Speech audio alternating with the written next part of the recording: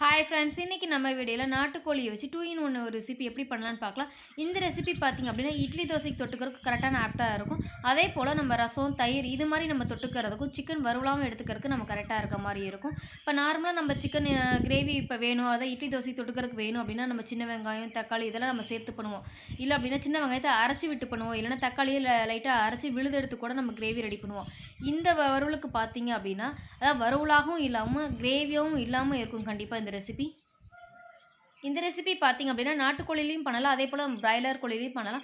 நாட்டுக்கோழியில் பண்ணும்போது நல்ல டேஸ்ட்டாக இருக்கும். பிராய்லர் கோழியில் பண்ணுற மாதிரி இருந்துச்சு அப்படின்னா பிராய்லர் கோழியில் நம்ம மேலே இருக்க ஸ்கின் லேயர் எடுத்துகிட்டு அதுக்கப்புறம் நீங்கள் கட் பண்ணி கடையில் வாங்கிக்கிட்டீங்க அப்படின்னா கண்டிப்பாக நல்ல டேஸ்ட்டு நல்லா இருக்கும்.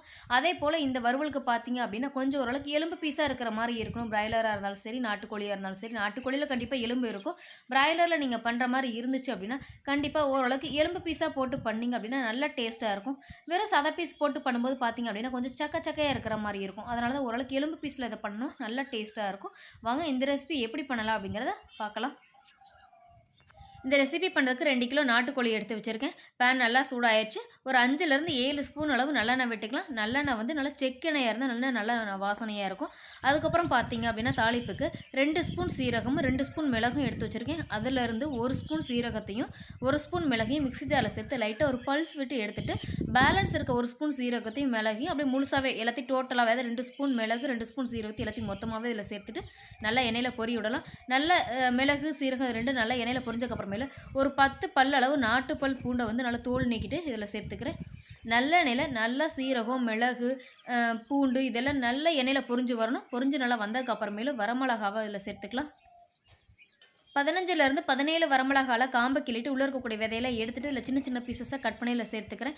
நீங்கள் அதை வந்து நீங்கள் வரமிளகாலேருந்து காம்பை கிள்ளிட்டு விதை எடுக்கும்போது பார்த்திங்க அப்படின்னா 1-2 பீஸ் விதை உள்ளே இருந்தால் ஓகே. அதிகமாக விதை இருந்துச்சு அப்படின்னா அந்த மிளகா சேர்க்கிறோம் பார்த்தீங்களா, அந்த 15லேருந்து 17 மிளகா அப்படிங்கிறது அதோட அளவுகளை வந்து ஒரு 13, 12 நீங்கள் மாற்றி குறைச்சிக்கோங்க. சப்போஸ் உள்ள விதை அதிகமாக இருந்துச்சுன்னா கண்டிப்பாக நீங்கள் குறைச்சி போடும்போது காரம் கரெக்டாக இருக்கும். வரமிளகா நல்லா செவந்து வந்ததுக்கப்புறமேல ஒரு 3 ஸ்பூன் அளவு வந்து இஞ்சி பூண்டு விழுது சேர்த்துக்கிறேன். 2 கிலோ நான் சிக்கன் எடுத்துருக்கனால வந்து 3 ஸ்பூன் அளவு இஞ்சி பூண்டு விழுது சேர்த்துக்கிறேன். நல்லா அதை வந்து பார்த்திங்கன்னா வரமிளகா, பூண்டு இதெல்லாம் நல்லா இஞ்சி பூண்டு விழுது நல்லா எண்ணெயில் பொரிய விடலாங்க. நல்லா அதை வந்து பார்த்திங்க அப்படின்னா நல்லா வறுத்து விட்டோம் அப்படின்னா இந்தளவுக்கு நல்ல கலர் மாதிரி வரும். அதாவது வந்து வரமிளகா கரிஞ்சு போகாமையும் நல்லா எண்ணெயில் செவந்து வரும். அதுக்கப்புறம் பார்த்திங்க அப்படின்னா 2 கிலோ வந்து சிக்கனை வந்து மஞ்சத்தூள் கல்லுப்புலாம் போட்டு எடுத்து அலசி வச்சுருப்போம்ல, அந்த சிக்கன் பீஸ் இதில் சேர்த்துக்கிறேன். சிக்கன் பீஸ் எடுத்ததுக்கப்புறம் பார்த்திங்க அப்படின்னா நல்லா தண்ணி வடிச்சிட்டு இதில் சேர்த்துக்கிறேன். தண்ணியோட ஃபஸ்ட்டு நம்ம சேர்த்தோம்னா சிக்கன் பீஸ் பார்த்தீங்கன்னா நல்லா எண்ணெயில் உருண்டு வராது. சிக்கன் பீஸ் நல்லா சேர்த்ததுக்கப்புறம் பார்த்திங்கன்னா நல்லா வறுத்து விடணும். அதை வந்து அந்த எண்ணெயிலே நல்லா வறுத்து விடும்போது என்ன ஆகும்னா சிக்கன் பீஸ் நல்லா இது போல் நல்லா உருண்டு வரும். 2லேருந்து 4 நிமிஷத்துக்குள்ளே கண்டிப்பாக இதே மாதிரி சிக்கன் பீஸ் நல்லா உருண்டு வந்துடும். அதை வந்து நம்ம வந்து இப்போ தண்ணி எதுவும் சேர்க்கவே இல்லை. அது தண்ணி சேர்க்காமே ஜஸ்ட் அந்த எண்ணெயிலேயே மட்டுமே நல்லா வறுத்து விட்டுக்கிட்டு இருக்கிறோம். பார்த்திங்க அப்படின்னா கொஞ்சம் கூட நான் தண்ணி சேர்க்கவே இல்லை. ஆனால் அந்த சிக்கன் பீஸ்லேருந்து தண்ணி லைட்டாக கிடச்சிருக்குது. சிக்கன் பீஸ் எல்லாமே அதாவது இஞ்சி பூண்டு விழுது, அதுக்கப்புறம் வரமிளகா இதோட நல்லா சேர்த்து வதக்கி விட்டதுக்கப்புறமேலு இந்த டிஷ்ஷுக்கு தேவையான அளவு வந்து நம்ம கல்லுப்பு சேர்த்துக்கலாம். கல்லுப்பு சேர்த்ததுக்கப்புறம் பார்த்திங்க அப்படின்னா ஒரு 5லேருந்து 7 நிமிஷம் வரைக்கும் அடுப்பை நல்லா லோ ஃப்ளேமில் வச்சுட்டு நல்லா வதக்கி விட்டுக்கிட்டே இருக்கலாம். ஓரளவுக்கு சிக்கன் பீஸ் பார்த்திங்கன்னா கொஞ்சம் ஓரளவுக்கு வெந்து சப்போஸ் நீங்கள் பிராய்லரில் செய்கிற மாதிரி இருந்தது அப்படின்னா ஓரளவுக்கு மீடியம் ஃப்ளேமில் வச்சு நீங்கள் வதக்கி விட்டு எடுக்கலாம். நான் நாட்டுக்கோழி அப்படிங்கிறனால சிக்கன் பீஸ் நல்லா உருண்டு வரட்டும், கொஞ்சம் வேகிறக்கும் கொஞ்சம் டைம் எடுக்கும் அப்படிங்கிறதுக்காக நான் அடுப்பை வந்து லோ ஃப்ளேமில் வச்சு நல்லா வதக்கி விடுறேன். ஓரளவுக்கு சிக்கன் பீஸ் எல்லாமே நல்லா வதங்கி வந்ததுக்கப்புறமேல் பார்த்திங்க அப்படின்னா மொத்தத்தில் வந்து 10 நிமிஷம் வரைக்கும் நல்லா எண்ணெயில் வதக்கி வச்சுக்கேன். வதங்கி வந்ததுக்கப்புறமேலு நாட்டுக்கோழி வேகிற அளவுக்கு தேவையான அளவு தண்ணி விட்டுக்கிறேன். பிராய்லர் கோழியில் பண்ணுற மாதிரி இருந்துச்சு அப்படின்னா இவ்வளோ தண்ணி தேவையில்லை. அதை வந்து நான் சிக்கன் பீஸ் மூழ்கிற அளவுக்கு தண்ணி விட்டுருக்கேன். நீங்கள் பிராய்லர் கோழியில் பண்ணுற மாதிரி இருந்துச்சு அப்படின்னா இவ்வளோ தண்ணி தேவையில்லை. இதில் பாதிக்கும் கொஞ்சம் கம்மியாகவே விட்டுக்கலாம். அதாவது பார்த்திங்க அப்படின்னா நம்ம காஃபி குடிக்கிற டம்ளரில் 1 டம்ளர் விட்டுட்டு நல்லா இது போல் தண்ணி சேர்த்து நல்லா கொஞ்சம் நேரம் தட்டு வச்சு மூடி வச்சுட்டோம் அப்படின்னா கண்டிப்பாக பார்த்திங்க அப்படின்னா ஒரு 10 நிமிஷம் அடுப்பை வந்து ஒரு மீடியம் ஃப்ளேமில் வச்சு நல்லா கொதிக்க விடலாம். நல்லா ஒரு 10 நிமிஷம் கொதிச்சு வருது அப்படின்னு பார்த்திங்க அப்படின்னா ஓரளவுக்கு தண்ணி பார்த்திங்க நம்ம சேர்த்துருக்க தண்ணி வந்து சிக்கன் பீஸ் மூழ்கிற அளவுக்கு நம்ம தண்ணி விட்டுருந்தோம். அதில் பாதி அளவுக்கு தண்ணி லைட்டாக சுண்டி வந்திருக்கு. இப்போ என்ன பண்ணலாம் அப்படின்னா இதே போலவே அடுப்பு நல்லா லோ ஃப்ளேமில் வச்சுட்டு இன்னும் கொஞ்சம் நேரம் அதாவது ஒரு 5 நிமிஷம் வெந்தது அப்படின்னா நாட்டுக்கோழி வெந்துடும். சப்போஸ் நீங்கள் பிராய்லர் கோழியில் பண்ணுற மாதிரி இருந்ததுன்னா இவ்வளோ தண்ணியும் சேர்க்க தேவையில்லை. அதே நேரத்தில் பார்த்திங்கன்னா வேகிற டைமிங்கும் ரொம்ப கம்மியாக தான் எடுத்துக்கணும். அதுக்கு தகுந்த மாதிரி நீங்கள் தண்ணி விட்டு கரெக்டாக நீங்கள் வேக வச்சுக்கோங்க சிக்கன் பீஸை. தண்ணி ஏன் ஓரளவு கொஞ்சம் நம்ம சிக்கன் பீஸ் மூழ்கிற அளவுக்கு தண்ணி விட்டுருக்கேன் அப்படின்னா, வெறும் நம்ம ட்ரையாக பண்ணுறோம் அப்படிங்கிற மாரி இருந்துச்சுன்னா, நம்ம வெறும் எம்ப்டியா வறுவலா மட்டும் தான் சாப்பிடுற மாரி இருக்கும். அதே போல நம்ம கொஞ்சம் தண்ணி இருந்துச்சு அதில பார்த்தீங்க அப்படின்னா, நம்ம இஞ்சி பூண்டு இதெல்லாம் சேர்த்தோம்னா கொஞ்சம் தண்ணி நம்ம திக்கா தான் கிடைக்கும். அப்படி நம்ம கிடைக்கிற மாரி இருந்ததுன்னா, நமக்கு இட்லி, தோசைக்கு தொட்டுக்கறதுக்கு செம ஆப்ட்டா இருக்கும். அதனால தான் வந்து கொஞ்சம் தண்ணி சேர்த்தியே தான் வச்சிருக்கேன். அதாவது சிக்கன் பீஸ் மூழ்கிற அளவுக்கு நான் ஏன் தண்ணி வச்சிருக்கேன் அப்படின்னா, சிக்கன் வெந்ததுக்கு அப்புறமேலும் பார்த்தீங்க அப்படின்னா, ஓரளவுக்கு நமக்கு தண்ணி பேலன்ஸ் இருக்கும். அந்த தண்ணி தான் வந்து நம்ம என்ன பண்ண போறோம் அப்படின்னா, இட்லி, தோசைக்கு தொட்டுக்கறதுக்கு நல்லா டேஸ்ட்டா இருக்குங்கிறதுக்காக தான் கொஞ்சம் தண்ணி சேர்த்தி வச்சிருக்கிறேன்.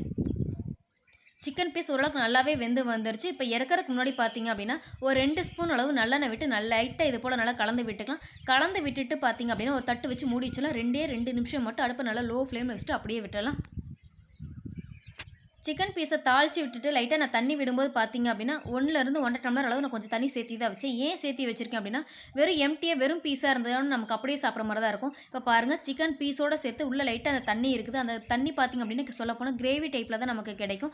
ஏன்னா நம்ம இஞ்சி பூண்டு சேர்த்துருக்கோம். வரமிளகாவோட சேர்த்து அது கொதிக்கும் போது பார்த்தீங்க அப்படின்னா, அது நம்ம சீரக மிளகாலாம் லைட்டாக தட்டியும் போட்டுக்காதுங்கிறப்ப ரொம்ப வாசனையாக இருக்கும். அந்த வரமிளகாவோடைய அந்த டேஸ்ட் இந்த நல்லா தண்ணியில் இறங்கியிருக்கனால இட்லி தோசைக்கு ஒரு டைம் தொட்டு சாப்பிட்டு பாருங்கள், செம்ம டேஸ்ட்டாக இருக்கும். இந்த மாதிரி நீங்கள் ட்ரை பண்ணி பார்த்தீங்க அப்படின்னா, இட்லி தோசைக்கு செப்பரேட்டாக நம்ம கிரேவி வைக்கணும், அதுக்கப்புறம் செப்பரேட்டாக நம்ம ஒரு வறுவல் பண்ணணுங்கிற அவசியமே கிடையாது. பிராய்லர் கோழியில் பண்ணுற மாதிரி இருந்துச்சுன்னா, அந்த பிராய்லர் கோழி வேகறதுக்கு எவ்வளோ தண்ணி தேவையோ அதோட பார்த்தீங்க அப்படின்னா, ஒரு 2 டம்ளர் தண்ணி சேர்த்து வச்சிங்க அப்படின்னா, கண்டிப்பாக ஒரு 4 பேர் சாப்பிட்றதுக்கு அந்த கிரேவியோட டேஸ்ட் நல்லாயிருக்கும். ஏன்னா நம்ம சிக்கன் பீசஸ் சாப்பிட்டுட்டு அதுக்கப்புறம் பேலன்ஸுக்கு தான் நம்ம சாப்பாடு சாப்பிடுவோம். அது இட்லியோ தோசையோ நம்ம தொட்டுக்குவோம். அப்படிங்கிறப்ப கண்டிப்பாக ரொம்ப கம்மியாக தான் சாப்பாடு எடுத்துக்கணும். ஓரளவுக்கு நம்ம சிக்கன் பீசஸ் சாப்பிட்றதுனால ஓரளவுக்கு நமக்கு வயிறு ஃபில் ஆயிரும். ரெகுலராக பண்ணுற கிரேவி இது மாதிரி இல்லாமல், அதாவது ஒன்று ரெகுலர் கிரேவியில் பார்த்தீங்க அப்படின்னா, நம்ம வெங்காயம், தக்காளியில் அரிஞ்சு போட்டு பண்ணுவோம். அப்படி இல்லைன்னா வெங்காயம் சாந்த லைட்டாக வதக்கி அரைச்சி விட்டு பண்ணுவோம். அப்படி இல்லைனா பச்சையை லைட்டாக கொஞ்சம் அரைச்சி போடுவோம். அப்படி இல்லைன்னா கூட பார்த்தீங்க அப்படின்னா, தக்காளி ஒரு 2, 3 தக்காளி மிக்ஸி ஜாரில் லைட்டாக பல்ஸ் விட்டு எடுத்து ஓரளவுக்கு கொஞ்சம் கொல கொலன்னு அரைச்சி விட்டு அந்த மாதிரி தக்காளி பேஸ்ட்டு நம்ம சேர்த்தும் பண்ணுவோம். அதெல்லாம் எதுவுமே வேணாங்க. ரொம்ப சிம்பிள். அதாவது வந்து பார்த்தீங்க அப்படின்னா, இதுக்கு ரெடி பண்ணுற டைம் ரொம்ப கம்மியாக தான் எடுத்துக்கும். இந்த மாதிரி ஒரு டைம் ட்ரை பண்ணி பாருங்க. ரொம்ப சிம்பிளாவும் இருக்கும். அதே நேரத்தில பயங்கர டேஸ்ட்டா இருக்கும். ஏன்னா நம்ம அந்த வரமிளகாவோட டேஸ்ட் அந்த தண்ணியில இறங்குறனால பார்த்தீங்க அப்படின்னா, இட்லி தோசைக்குலாம் அவ்வளோ டேஸ்ட்டா இருக்கனால சுருக்குன்னு இருக்கிற மாரி இருக்கும். சாப்பிட்றதுக்கு அவ்வளோ டேஸ்ட்டா இருக்கும். கண்டிப்பா இந்த மாரி ஒரு டைம் வீட்ல ட்ரை பண்ணி பாருங்க. ரொம்ப டேஸ்ட் டிஃப்ரெண்ட்டா இருக்கும். நம்ம வீடியோ பிடிச்சிருந்தா சப்ஸ்கிரைப் பண்ணிக்கங்க. பக்கத்துல இருக்க பெல் சிம்பல் ஆல் குடுத்துருங்க. மறக்காம உங்க ஃப்ரெண்ட்ஸுக்கு ஷேர் பண்ணிருங்க.